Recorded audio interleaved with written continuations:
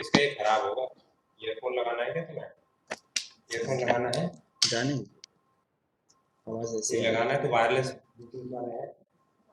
बस टाइम लग जाएगा ना। ईयरबड्स। हाँ नमस्कार,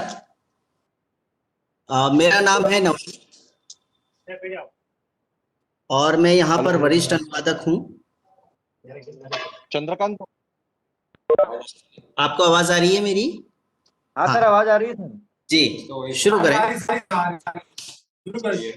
जी तो आज हम बात करेंगे राजभाषा के विषय में।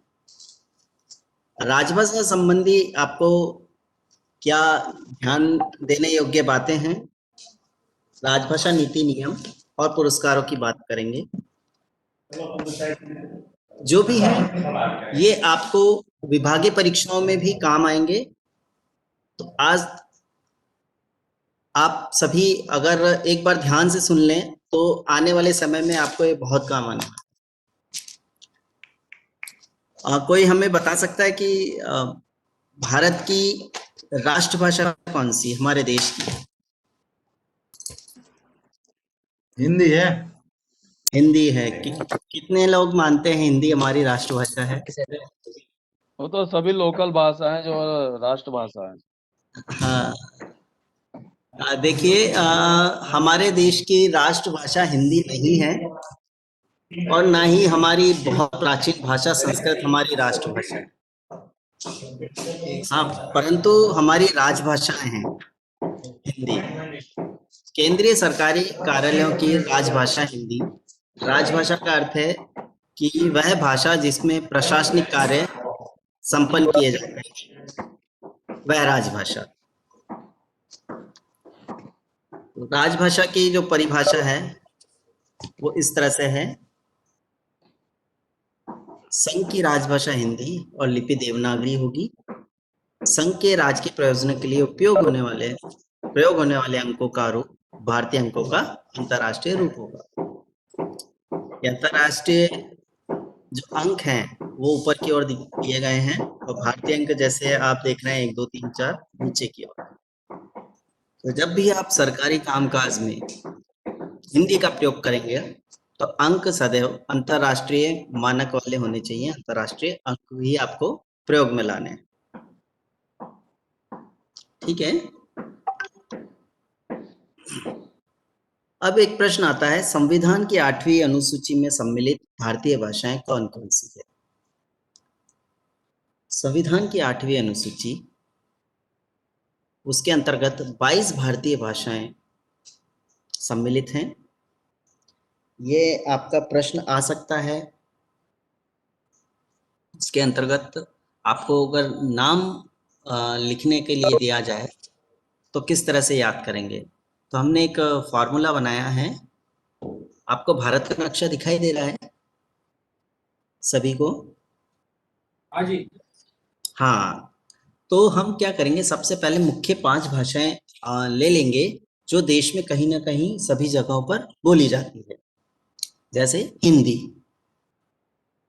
संस्कृत, उर्दू, सिंधी। एक भाषा है जो नेपाली भाषा है, भले हमारे देश की नहीं है लेकिन नेपाल से सटे हुए जो इलाके हैं हमारे, वहां पर नेपाली बोली जाती है। और अब हमें क्या करना है, अब हमें जो नक्शा है उसके हिसाब से चलना है एंटी क्लॉकवाइज, घड़ी की विपरीत दिशा की ओर। तो सबसे ऊपर कौन सा राज्य आपको दिखाई दे रहा है?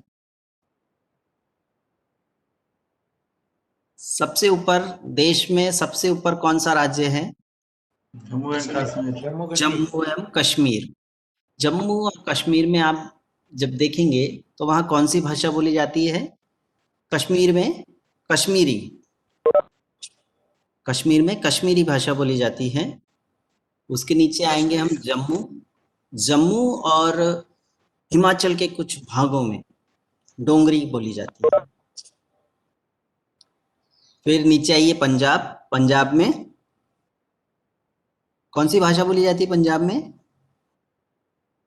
पंजाबी होगा। जी हाँ, पंजाब और चंडीगढ़ में पंजाबी।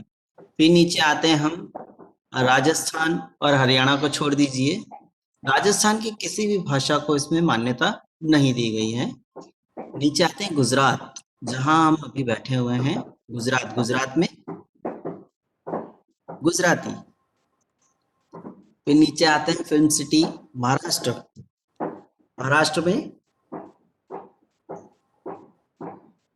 महाराष्ट्र में कौन सी भाषा बोली जाती है? मराठी। जी हाँ, देखिए बात करेंगे तो ही समझ में आएगा, है ना, बात करते रहेंगे हम। कर्नाटक, कन्नड़। कन्नड़। देखिए कर्नाटक और महाराष्ट्र के बीच में एक छोटा सा संघ प्रदेश और है, छोटा सा राज्य है, गोवा। गोवा। गोवा में गोयन। कोंकणी, कोंकणी। गोवा का जो क्षेत्र है वहां पर कोंकण क्षेत्र है और रेल चलती है, कोंकण रेल, तो उससे हमें याद रखना है कि वहां कोंकणी बोली जाती है। फिर नीचे आते हैं केरल। केरल में मलयालम। मलयालम। फिर तमिलनाडु, तमिल। फिर ऊपर जाते हैं हम थोड़ा सा, उड़ीसा, उड़िया। उड़िया। आंध्र प्रदेश, आंध्र प्रदेश में तेलुगु। तेलुगु। जी। उड़ीसा से सटा राज्य है रसगुल्लों के लिए प्रसिद्ध पश्चिम बंगाल। पश्चिम बंगाल में बांग्ला, बांग्ला। जी हाँ। फिर आते हैं मणिपुर, मणिपुर में मणिपुरी। मणिपुरी। आसाम, असमी। असमिया, में असमिया। अच्छा, असमिया। कुछ समय पहले हम सुनते थे कि असम में एक संगठन जो अपनी अलग लैंड की मांग कर रहा है, नाम पता है आपको? बोडो। तो बोडो भी वहां की एक भाषा है असम की, तो वह भी इसमें सम्मिलित है। फिर संथाली और मैथिली, और मैथिली। इस तरह से ये 22 भारतीय भाषाएं इसके अंतर्गत आती हैं। कोई भी राज्य इनमें से कोई भी एक भाषा को या एक से अधिक भाषा को अपनी सुविधानुसार अपनी विधानसभा में पारित करके और अपनी राजभाषा के रूप में प्रयोग में ला सकता है। कई राज्य हैं जिन्होंने एक से अधिक भाषा को अपनी राजभाषा के रूप में मान्यता दी हुई है। जैसे हम बात करेंगे बिहार की, तो हिंदी के अतिरिक्त तो वहां पर उर्दू को भी उन्होंने मान्यता दी हुई है। इसी प्रकार आंध्र प्रदेश में भी तेलुगु के अलावा उन लोगों ने उर्दू को अपनी राजभाषा के रूप में मान्यता प्रदान की हुई है। आगे चलते हैं। ये सभी 22 भारतीय भाषाएं आपके सामने हैं।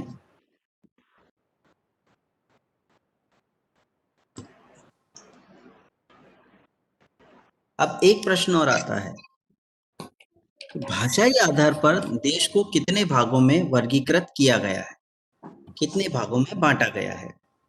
तो क क्षेत्र, ख क्षेत्र और ग क्षेत्र। क क्षेत्र वह क्षेत्र जो केंद्र सरकार से, जिनकी राजभाषा हिंदी है और केंद्र सरकार से या दूसरे सरकारों से पत्र व्यवहार हिंदी में करते हैं।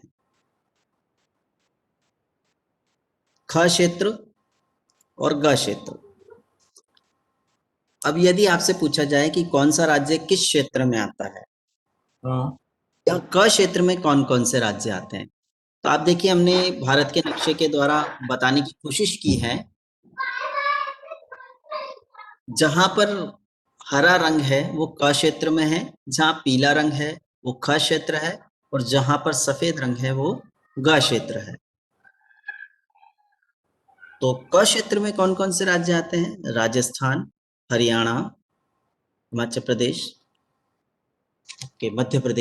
मध्य प्रदेश से अलग हुआ छत्तीसगढ़, बिहार से अलग हुआ झारखंड, उत्तर प्रदेश से अलग हुआ उत्तराखंड, फिर आपका दिल्ली, हरियाणा और अंडमान निकोबार द्वीप समूह, ये आते हैं आपके क क्षेत्र में।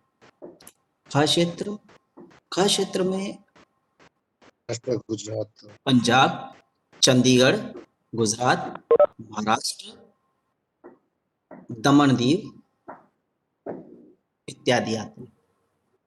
लक्षद्वीप, दमन दीव, ठीक है। अब इनकी आवश्यकता क्यों पड़ी, अलग अलग क्षेत्रों में बांटने की आवश्यकता क्यों पड़ी? क्योंकि हम जब देखेंगे तो हमारा जो देश है विभिन्नताओं का देश है और अलग अलग भाषाएं हैं। तो कुछ राज्य ऐसे हैं जहां हिंदी बहुतायत से चलती है, तो उन्हें क्या क्षेत्र में दिया गया, वर्गीकृत किया गया। और कुछ क्षेत्र हैं जहां हिंदी और उसकी प्रादेशिक भाषाएं साथ साथ चलती हैं, और कुछ क्षेत्र ऐसे हैं जहां पर प्रादेशिक भाषा की बहुतायत है, हिंदी को समझने वाले बहुत कम लोग हैं। तो इस कारण से जब केंद्र सरकार के अधीन गृह मंत्रालय के अधीन राजभाषा विभाग है, वह अपना वार्षिक कार्यक्रम जारी करता है प्रतिवर्ष। तो कुछ लक्ष्य निर्धारित किए गए हैं हिंदी को लेकर के, राजभाषा को लेकर। तो राजभाषा हिंदी के जो लक्ष्य हैं उनकी पूर्ति के लिए सभी क्षेत्रों को 3 क्षेत्रों में बांटा गया है, सब पूरे भारत को, और उन्हें लक्ष्य दिए गए हैं। क क्षेत्र को इतना काम करना है, ख क्षेत्र को इतना लक्ष्य है और ग क्षेत्र को इतना लक्ष्य है। तब जाकर के हम इसका जो कार्यान्वयन है वो पूर्णतः से कर सकेंगे। देखिए ये ख क्षेत्र, ख क्षेत्र और ग क्षेत्र।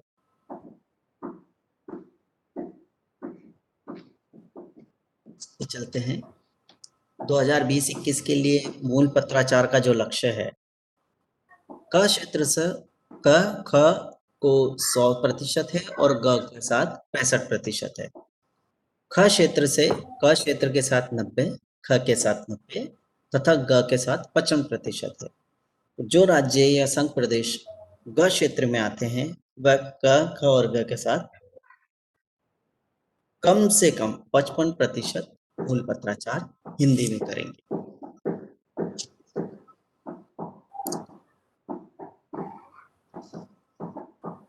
राजभाषा अधिनियम 1963 की धारा 3(3).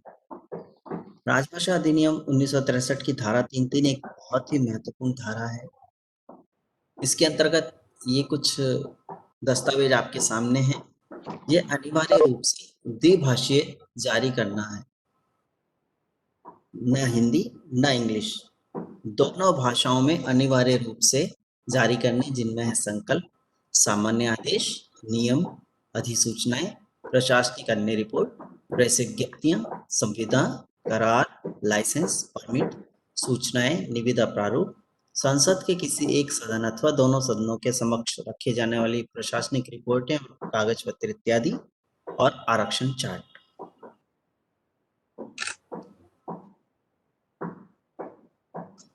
राजभाषा नियम 1976।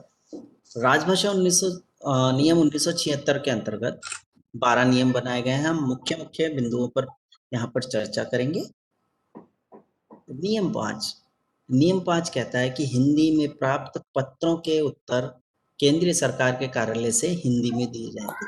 चूंकि हम सभी केंद्रीय सरकार के अधीन कार्य करते हैं, तो हमारा जो लक्ष्य है, हिंदी में प्राप्त सभी पत्रों के उत्तर अनिवार्य रूप से हमें हिंदी में देना है, चाहे वह किसी भी क्षेत्र से प्राप्त हो, चाहे वह क क्षेत्र से हो, ख क्षेत्र से हो या ग क्षेत्र से हो।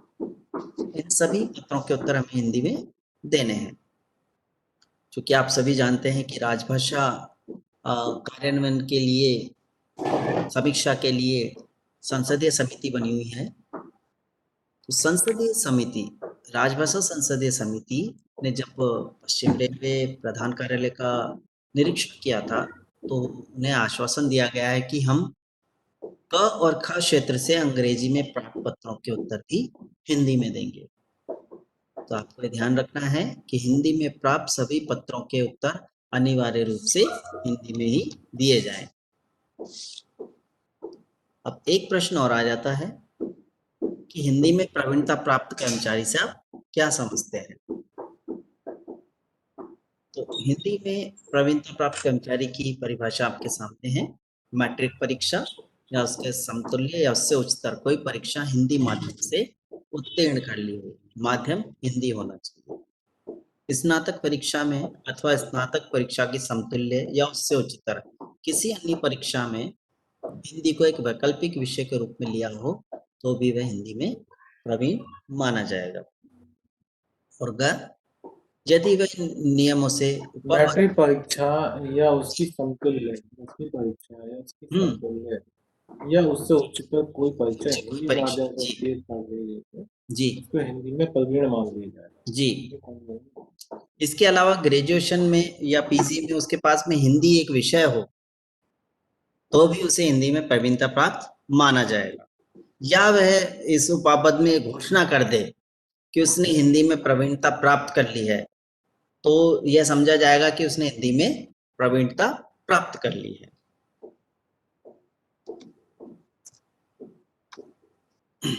इसी प्रकार कार्य साधक ज्ञान, मैट्रिक परीक्षा या उसके समतुल्य या उससे उच्चतर परीक्षा हिंदी विषय के साथ उत्तीर्ण की, मतलब 10वीं या उसके समतुल्य कोई परीक्षा उन्होंने हिंदी एक विषय के साथ उत्तीर्ण की हो। यहाँ पर माध्यम हिंदी नहीं है, हिंदी विषय के साथ उत्तीर्ण की हो।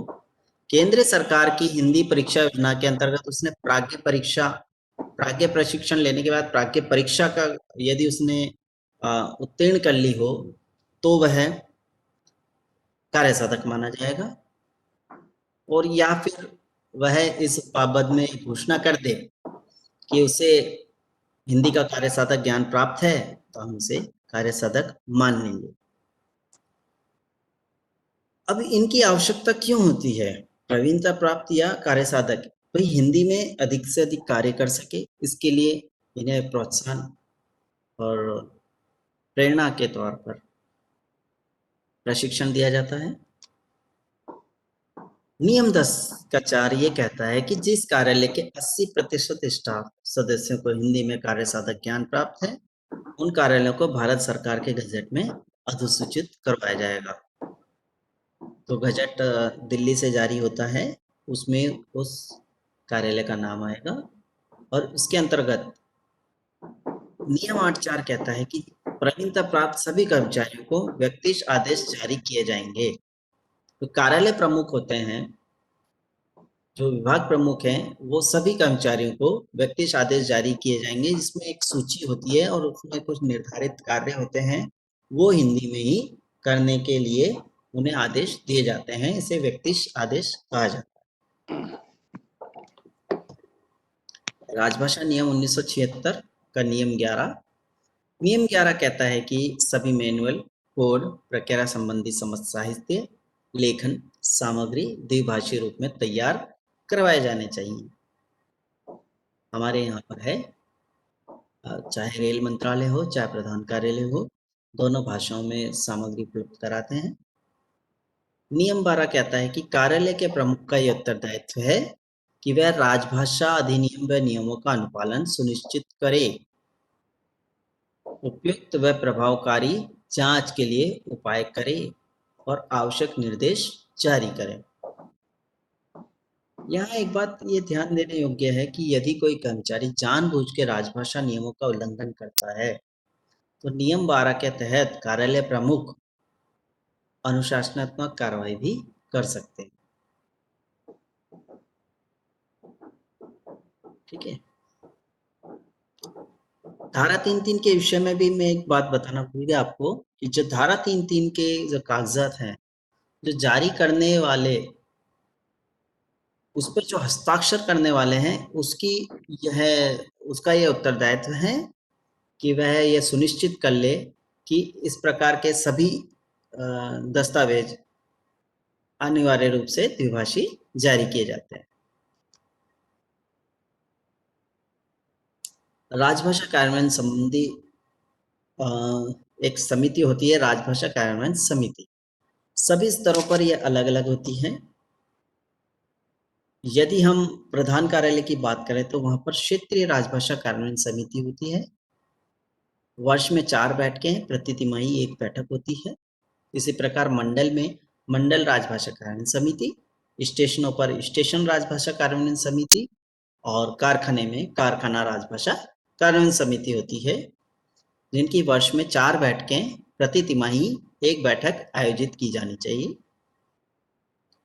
जो राजभाषा प्रगति संबंधी रिपोर्ट है वो सभी कार्यालयों को समय पर उपलब्ध करवा देना चाहिए।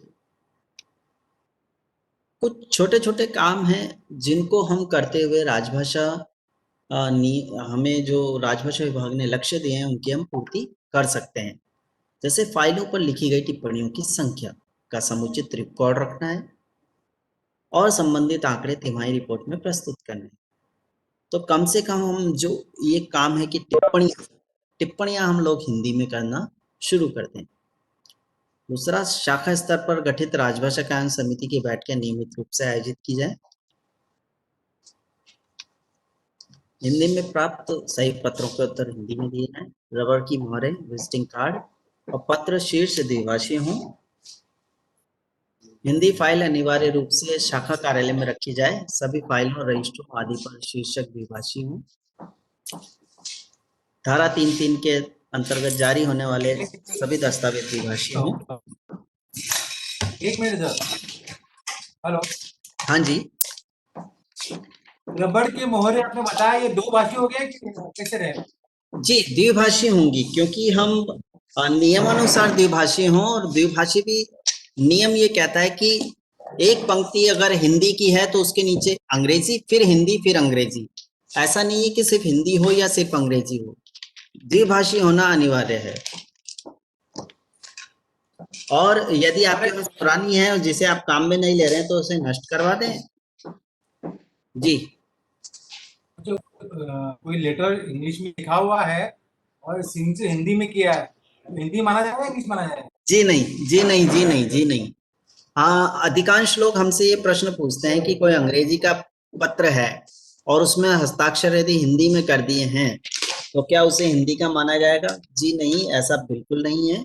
उसे हिंदी का नहीं, उसे पत्र तो अंग्रेजी का ही माना जाएगा। लेकिन जब मान लीजिए वो किसी भी क्षेत्र में प्राप्त होता है, उस पर हस्ताक्षर हिंदी में, तो उसका उत्तर भी हिंदी में ही मिलेगा।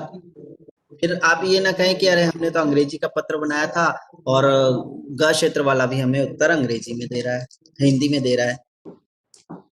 तो उसमें जो हस्ताक्षर करने वाले हैं उसको उत्तर देना है। उसने हिंदी में किए हैं हस्ताक्षर तो उत्तर भी हिंदी में आएंगे।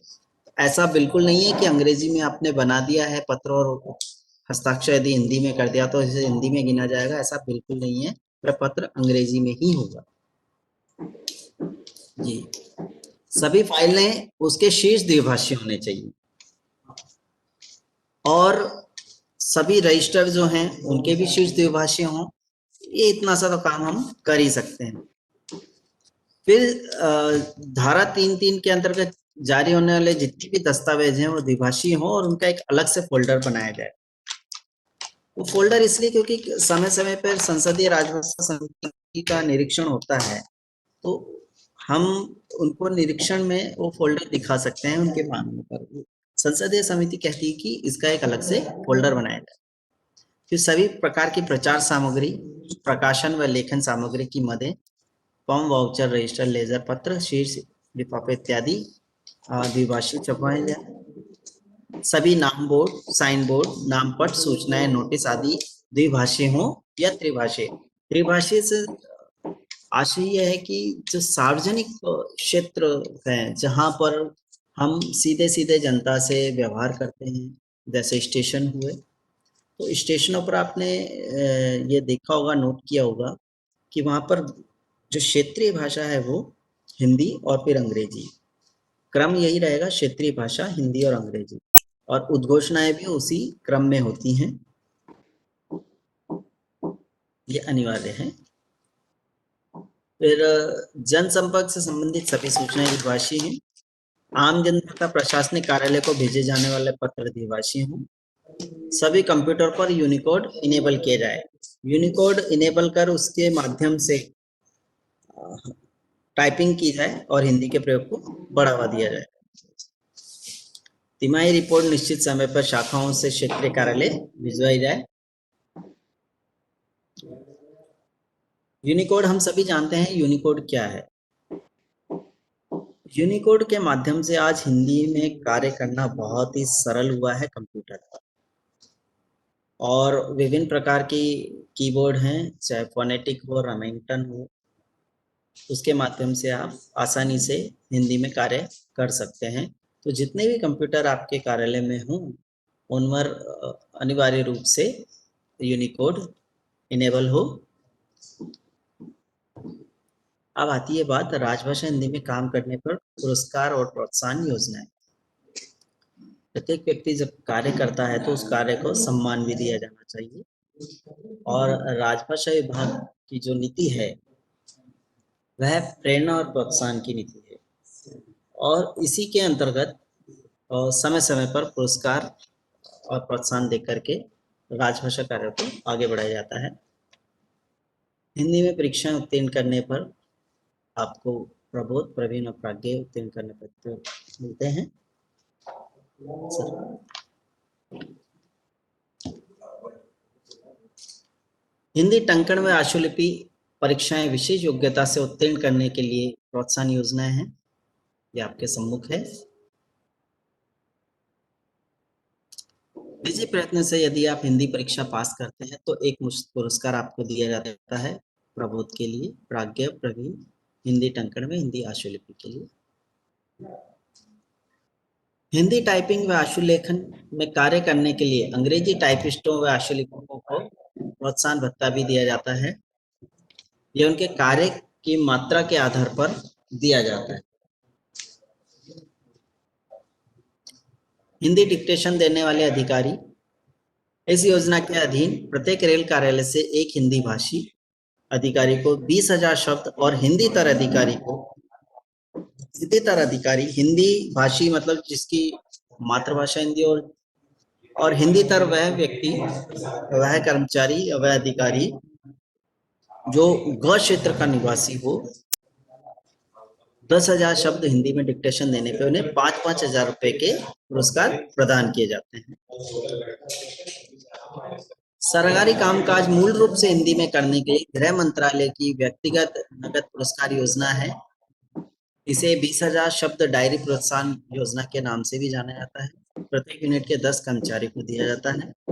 प्रथम पुरस्कार 2 व्यक्तियों को 5-5 हजार, द्वितीय पुरस्कार 3 को 3-3 हजार, तृतीय पुरस्कार 5 को 2-2 हजार रुपए प्रदान किए जाते हैं। रेल मंत्री वार्षिक हिंदी निबंध प्रतियोगिता, प्रति वर्ष रेलवे बोर्ड द्वारा ये प्रतियोगिता आयोजित की जाती है। आज प्रधान कार्यालय में इस विषय पर निबंध भेजने की अंतिम तिथि है। इस योजना का उद्देश्य रेल कर्मचारियों को रेल संचालन, प्रबंधन संबंधी विषयों पर निबंध लेखन के लिए प्रेरित करना होता है। प्रथम पुरस्कार 6,000 रुपए है, राजपत्रित व अराजपत्रित वर्ग के लिए एक, द्वितीय पुरस्कार 4-4 हजार रुपए के एक पुरस्कार है। अधिकतम शब्द सीमा है 2,500 शब्द। इसी प्रकार हिंदी निबंध, वाक व टिप्पण आलेखन प्रतियोगिताओं के लिए भी पुरस्कार प्रदान किए जाते हैं क्षेत्रीय रेलवे व अखिल भारतीय स्तर पर। इसमें प्रथम पुरस्कार 2,000 रुपए, द्वितीय 1,600, तृतीय 1,200 रुपए और सांत्वना या प्रेरणा स्वरूप 3 लोगों को 800 रुपए, और इसी प्रकार उसके सम्मुख जो लिखी गई राशि है उतने प्रदान किए जाते हैं। रेल मंत्री राजभाषा शील्ड, रेलवे बोर्ड स्तर पर क्षेत्रीय रेलवे मंडलों उत्पादन कारखानों में हिंदी में सबसे अधिक प्रशंसित कार्य करने पर राजभाषा शील्ड की ट्रॉफी प्रदान की जाती है। इसके अतिरिक्त प्रत्येक वर्ष महाप्रबंधक के स्तर पर भी राजभाषा शील्ड प्रदान की जाती है। रेल मंत्री शील्ड के साथ 7,000 रुपए की नकद राशि भी प्रदान की जाती है। महाप्रबंधक महोदय द्वारा भी व्यक्तिगत पुरस्कार प्रदान किए जाते हैं, जो हिंदी दिवस समारोह के अवसर पर प्रदान किए जाते हैं। इस योजना के अंतर्गत प्रतिवर्ष हिंदी में प्रशंसित कार्य करने वाले रेलकर्मियों को पुरस्कृत किया जाता है। इसी प्रकार रेल मंत्री व्यक्तिगत पुरस्कार योजना है रेलवे बोर्ड स्तर पर। इसमें 3,000 रुपए पुरस्कार राशि और प्रमाण पत्र दिया जाता है। लाल बहादुर शास्त्री तकनीकी मौलिक पुस्तक लेखन योजना, सभी रेल कर्मचारियों को रेल विषय से संबंधित किसी भी एक विषय पर मूल रूप से पुस्तक लिखने पर यह पुरस्कार प्रदान किया जाता है। यह है कि मौलिक पुस्तक होनी चाहिए, मौलिक रचना होनी चाहिए, पुस्तक का विषय रेल संचालन या रेल प्रबंधन से संबंधित होना चाहिए और पुस्तक सामान्यतः 100 पृष्ठ से कम की नहीं होनी चाहिए। और इसके अंतर्गत प्रथम पुरस्कार 20,000 रुपए, द्वितीय पुरस्कार 10,000 रुपए और तृतीय पुरस्कार 7,000 रुपए प्रदान किए जाते हैं। प्रेमचंद पुरस्कार योजना, इसके अंतर्गत रेल कर्मियों की साहित्यिक प्रतिभा और अभिरुचि को प्रोत्साहित करने के उद्देश्य से उन्हें एक नया मंच प्रदान करने के उद्देश्य से हिंदी में कथा संग्रह, उपन्यास या कहानी लेखन पर मेम प्रेमचंद पुरस्कार योजना लागू है। मौलिक पुस्तक हो, सबसे पहली बात। दूसरा, यह पुस्तक अन्य कहीं और पुरस्कृत ना हुई हो, अनुवादित या संपादित नहीं होनी चाहिए और एक लेखक को लगातार 2 वर्ष से अधिक पुरस्कृत नहीं किया जा सकता। प्रथम पुरस्कार 20,000 रुपए, द्वितीय पुरस्कार 10,000 रुपए और तृतीय पुरस्कार 7,000 रुपए। इसी प्रकार मैथिली शरण गुप्त पुरस्कार योजना है। यह योजना हिंदी में गीत या गजल संग्रह या कविता संग्रह लिखने के लिए प्रदान किए जाते हैं। पुस्तक मौलिक हो और अन्य पुरस्कृत ना हुई हो, ना अनुवादित हो ना संपादित हो। एक लेखक को यहाँ भी लगातार 2 वर्ष तक पुरस्कृत नहीं किया जाएगा। प्रथम पुरस्कार 20,000, द्वितीय पुरस्कार 10,000 और तृतीय पुरस्कार 7,000। रेल यात्रा वृत्तांत पुरस्कार योजना, इसके अंतर्गत कोई भी कर्मचारी, कोई भी अधिकारी या भारत देश का कोई भी नागरिक इस योजना में भाग ले सकता है और इसके अंतर्गत प्रतिवर्ष रेलवे बोर्ड से एक पत्र जारी होता है। उसके अनुसार आपको अपना यात्रा वृत्तांत लिख के रेलवे बोर्ड भिजवाना होता है। प्रथम पुरस्कार 10,000, द्वितीय पुरस्कार 8,000, तृतीय 6,000 और 5 पुरस्कार होते हैं 4,000 के, सांत्वना या प्रेरणा। इसी प्रकार अखिल रेल नाट्योत्सव है, नाटक इत्यादि हिंदी में करने पर भी स्मृति चिन्ह और प्रमाण पत्र प्रदान किए जाते हैं। पत्रिकाओं में यदि आपके लेख प्रकाशित होते हैं तो उन्हें भी नगद पुरस्कार राशि प्रदान की जाती है। बस यही है कि मौलिक लेख होने चाहिए, संपादित या संग्रहित ना हो। मौलिक लेख हो, निबंध हो, कहानी या रचनाएं। ज्ञान विज्ञान के क्षेत्र में हिंदी में मौलिक पुस्तक लेखन के लिए राजभाषा गौरव पुरस्कार, यह गृह मंत्रालय की योजना है। इसके अंतर्गत प्रथम पुरस्कार 2 लाख रुपया है, प्रमाण पत्र और स्मृति चिन्ह है। यहाँ ज्ञान विज्ञान के क्षेत्र में सरकारी कामकाज से संबंधित किसी भी तकनीकी विषय पर हिंदी में मौलिक पुस्तक लिखने के लिए प्रदान किया जाता है।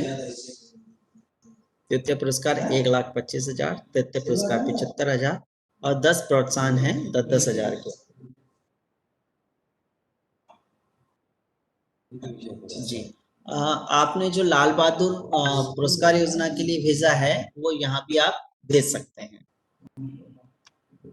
फिर हिंदी में मौलिक पुस्तक लेखन के लिए राजभाषा गौरव पुरस्कार योजना, यह केंद्रीय सरकार में कार्यरत या सेवानिवृत्त कर्मचारी द्वारा हिंदी में मौलिक पुस्तक लिखने के लिए प्रदान किया जाता है। गृह मंत्रालय की योजना है। प्रथम पुरस्कार 1 लाख, द्वितीय पुरस्कार 75,000, तृतीय 60,000 और प्रोत्साहन पुरस्कार 30,000। हिंदी में उत्कृष्ट लेख के लिए राजभाषा गौरव पुरस्कार योजना, जो पत्र पत्रिकाओं में हमने लेख भिजवाए थे वो गृह मंत्रालय की इस योजना में सम्मिलित कर कर्मचारियों अधिकारियों को उत्कृष्ट हिंदी लेख लिखने पर इतनी राशि प्रदान की जाती है। प्रथम पुरस्कार 20,000, 18,000 और 15,000 और हिंदी तर के लिए 25,000, 22,000 और 20,000। धन्यवाद। अब यदि किसी का कोई प्रश्न है तो वह पूछ सकते हैं। शेयर कर देते हैं।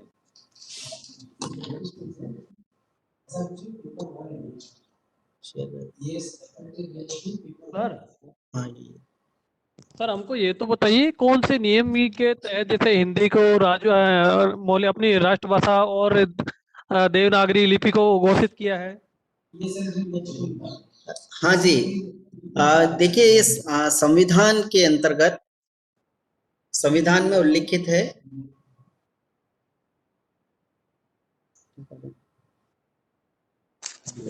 हाँ ये क्या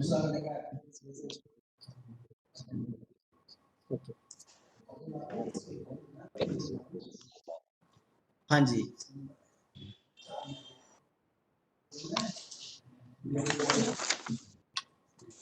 जी, अनुच्छेद 343 ये कहता है कि संघ की राजभाषा हिंदी और लिपि देवनागरी। संविधान का अनुच्छेद 343 वह कहता है संघ की राजभाषा हिंदी और लिपि देवनागरी होगी और संघ के राजकीय प्रयोजनों के लिए प्रयोग होने वाले अंकों का रूप अंतरराष्ट्रीय रूप होगा भारतीय अंकों का।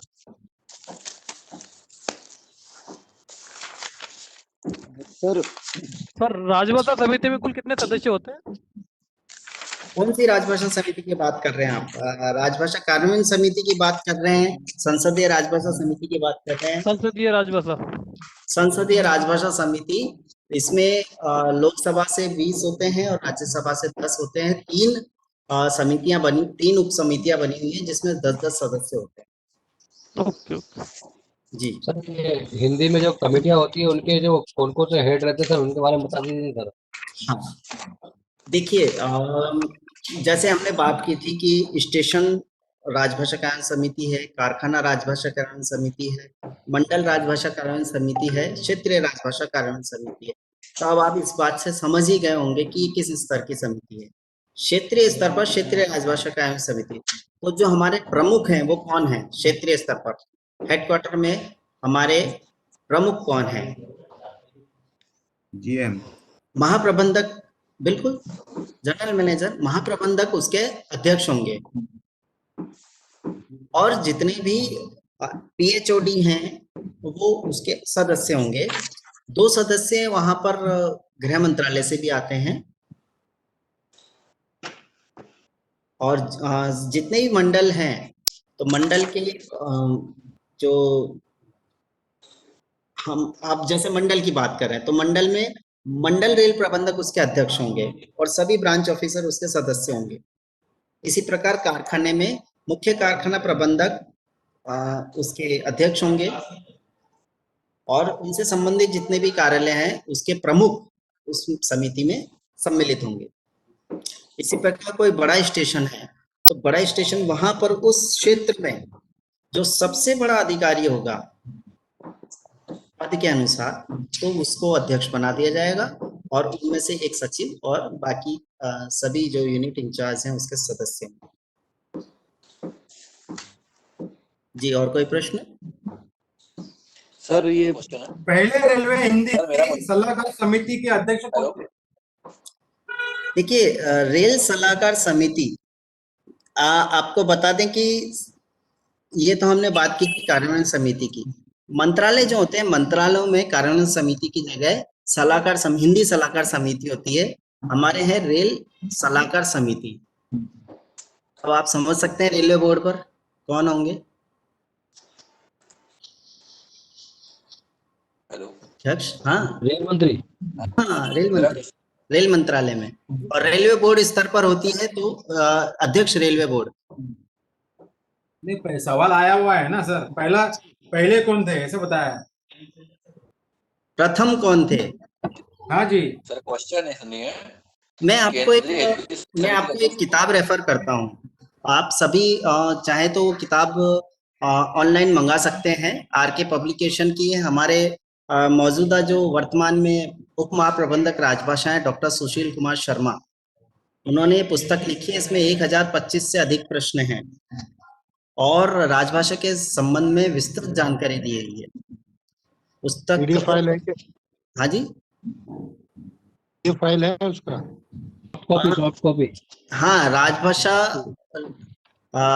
ये पुस्तक जो है आप अमेजन पे भी देख सकते हैं और आरके पब्लिकेशन की साइट जो है मुंबई में है, आरके पब्लिकेशन, वहां से भी आप इसको ले सकते हैं। पुस्तक का नाम है राजभाषा स्पर्धा,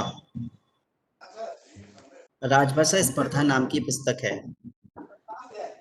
इसके अलावा आप चाहें तो एक ऐप आपके मोबाइल में इंस्टॉल कर सकते हैं। गूगल प्ले स्टोर पे जाएं, रेल राजभाषा के नाम से ऐप है, उसको भी आप यहाँ पर इंस्टॉल कर सकते हैं अपने एंड्रॉयड में, बिल्कुल फ्री है।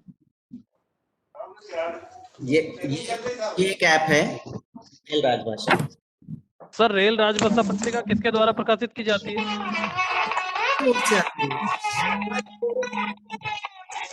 ये रेलवे बोर्ड से। देखिए ये रेल राजभाषा ऐप है, इसके अंतर्गत आपके अधिकांश प्रश्नों के उत्तर मिल जाएंगे। इसके अलावा आप गृह मंत्रालय के राजभाषा विभाग साइट पे जा सकते हैं।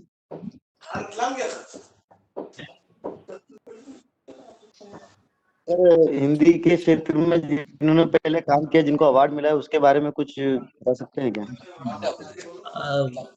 हिंदी के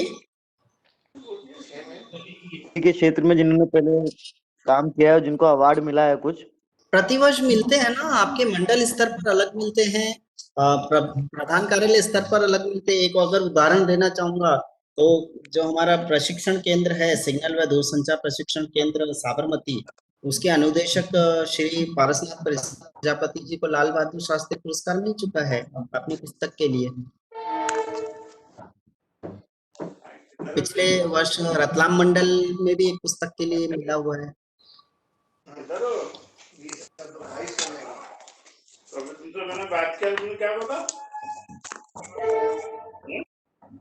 हाँ जी,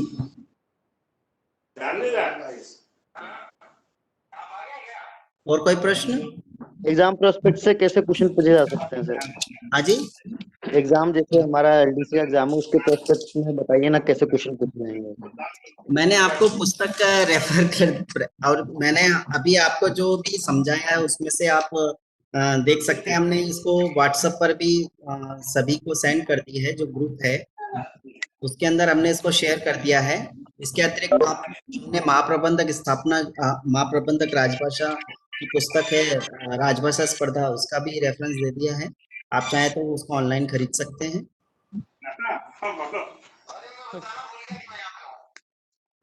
यार मैंने तेरे को बोला मैं आता हूँ, अकेला बैठा हूँ। पढ़ने को तो बहुत कुछ है इसके अंदर, लेकिन जैसे हम लोग एएसटी का एग्जाम क्लियर करने जा रहे हैं, तो हमको मतलब किस लेवल पे स्टडी करनी चाहिए? बहुत डेप्थ में जाना है या फिर थोड़ा आउटलाइन क्या है, मतलब कि किस लेवल पे करना चाहिए? राजपत्रित पद के लिए जा रहे हैं, हाँ है ना, तो राजपत्रित आप सोच सकते हैं कि किस स्तर का प्रश्न पत्र होगा, तो यानी कि आपको बहुत मेहनत करनी पड़ेगी। ठीक। लेकिन चूंकि अभी तो सभी वस्तुनिष्ठ प्रश्न ही पूछे जाएंगे आपसे, वैकल्पिक होंगे, दे दिए जाएंगे, तो उसमें से किसी एक को चुनना है आपको। तो अभी तो ऐसा है नहीं कि एक पत्र लिखिए पूरा या आपको दे दिया जाए राजभाषा ज्ञान समिति के ऊपर एक लेख लिखिए, ऐसा तो कुछ है ही नहीं। तो बस ABCD यही रहेगा, आपको किसी एक को टिक करना है। तो ये प्रश्न हो सकता है, मान लीजिए अभी आपके सामने 22 भारतीय भाषाएं हैं, कि इनमें से कौन सी भाषा अनुसूची में सम्मिलित नहीं है, 8वीं अनुसूची में, उसमें से तीन इनमें से दे दे और चौथी कोई भाषा दे दे, अंग्रेजी दे दें, या मान लीजिए कि कोई दूसरी आपकी लोकल भाषा है जो इसमें सम्मिलित नहीं है, राजस्थानी दे दें। हाँ सही है। तो इस तरह से दे सकते हैं। पुरस्कार राशि के बारे में पूछ सकते हैं कि ये पुरस्कार की प्रथम पुरस्कार राशि कौन सी है, या अधिनियम में से कुछ पूछ लें। सर क्वेश्चन आया था, संविधान की 8वीं अनुसूची में 14वें नंबर की भाषा कौन सी थी? 14वें नंबर की, देखिए मैं आपको बताऊं, जब संविधान लिखा गया था तो 22 भारतीय भाषाएं नहीं थी, 13 थी ना, उसके बाद में इन्होंने जोड़ी है, तो इन्होंने सिंधी भाषा को जोड़ा था। और इसके अलावा और भी, अब जब आप ये पढ़ेंगे ना, इसमें आप, मैंने आपको बताया राजभाषा विभाग की उसमें चले जाइए साइट पर, उसमें गृह मंत्रालय के राजभाषा विभाग की राजभाषा.gov.in, उसके अंदर भी आपको बहुत सारी सामग्री मिलेगी।